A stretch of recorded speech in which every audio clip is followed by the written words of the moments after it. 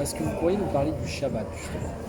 La vision que vous avez du Shabbat. Donc on sait très bien que le Shabbat, c'est le refus de la troisième création. C'est, pardon? Le refus de la troisième création. Le refus. De tout ce que l'homme fabrique est D'accord. interdit. D'accord. Donc on rentre. Bon, voilà. Alors, normalement, les Juifs n'ont pas besoin du Shabbat, parce que normalement, ils devraient être constamment dans cet esprit-là. Pas spécialement le jour du Shabbat. En revanche, les chrétiens qui, eux, sont dans la troisième création, retournent dans la deuxième création au Shabbat. Et c'est ce qu'ils font. Parce que ce soit, par exemple, le dimanche a souvent été un moment où on ne travaillait pas, où on ne faisait pas certaines choses. Donc quelque part, c'est déjà un fait sociologiquement. Ça l'est peut-être moins aujourd'hui, mais c'est pas nouveau de dire que par contre, les chrétiens n'ont pas conscience, quand ils font ça, qu'ils reviennent vers les Juifs. Et c'est ce que je voudrais marquer, c'est que le Shabbat, c'est vraiment le lieu où les Juifs et les chrétiens doivent se rejoindre. D'accord. Pour évacuer la frontière, pour un temps, la frontière entre les deux et les impressions. À condition d'en avoir conscience, évidemment. La frontière entre... À condition d'en avoir conscience, La de connaître frontière. l'enjeu. L'enjeu, c'est que les chrétiens se convertissent pendant la durée du Shabbat aux valeurs du judaïsme. Et inversement, si on prenait le cas de la circoncision, ce serait plutôt l'inverse. Parce qu'en utilisant un couteau pour circoncire, on utilise quelque chose de l'ordre de la troisième création, alors que ce sont les Juifs. Mais la question est de savoir si les Juifs ont intérêt à pratiquer la circoncision. Je ne sais pas vous répondre. Non, mais je veux dire que puisque la circoncision fait appel à quelque chose qui n'est pas naturel, qui est un objet, qui est un outil. Mais l'homme est de la deuxième ou de la troisième création? Les Juifs sont de la deuxième création. Le reste de l'humanité. Le reste de l'humanité, elle est en tout cas complètement prise dans la troisième création.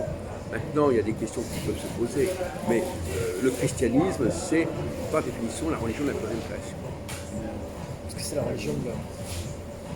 C'est la religion de l'homme créateur. Alors que les Juifs, eux, normalement, ils ont vocation à refuser cette... Et justement, la désobéissance par définition, que ce soit pour les Juifs fabriquer des idoles ou je ne sais pas quoi, c'est justement le fait d'être rentré dans la troisième création. Je répète le chiffre dosé, ce que l'homme fabrique est insupportable pour le Dieu de la deuxième création.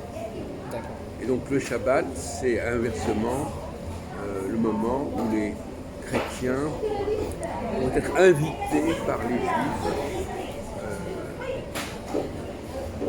puisque si les Juifs étaient pleinement pris dans la deuxième création et accueillaient les chrétiens qui, tout en étant la même création, accepteraient les valeurs de la deuxième création, c'est-à-dire celle de refuser tout travail, etc.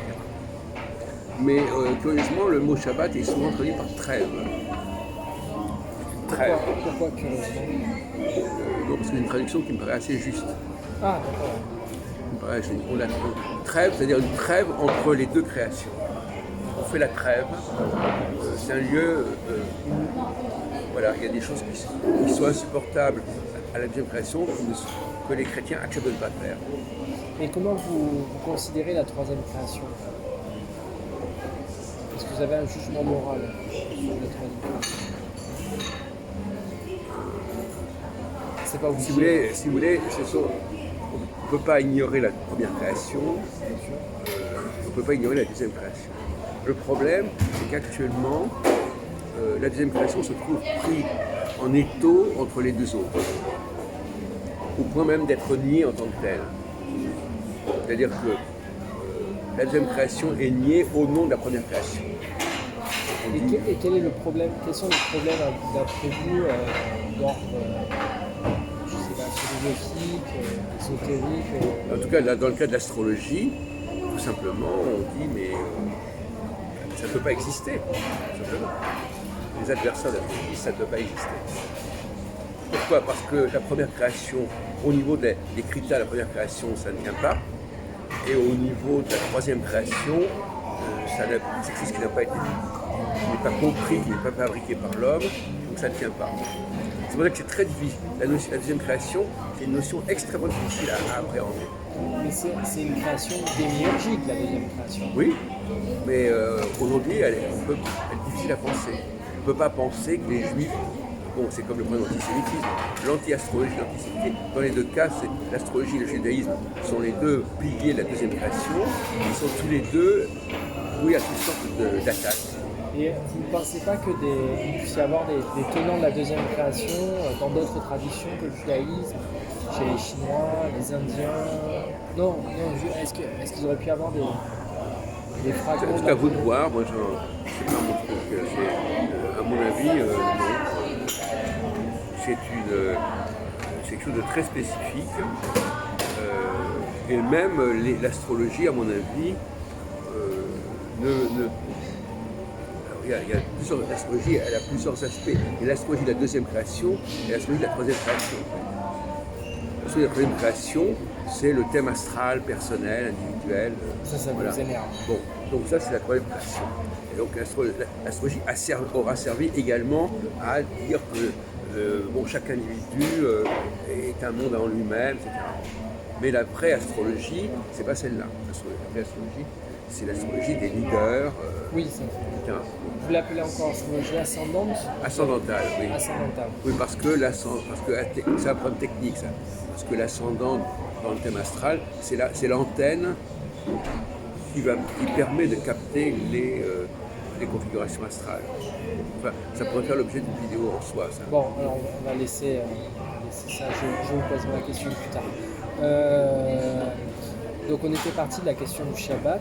On voit que le Shabbat est fortement lié, marque en fait la tension entre la seconde et la troisième. Oui, parce que le Shabbat dit ce qui n'est pas, les choses qui sont faites en temps normal et pas pour le Shabbat. Donc il pose clairement la problématique des deux créations.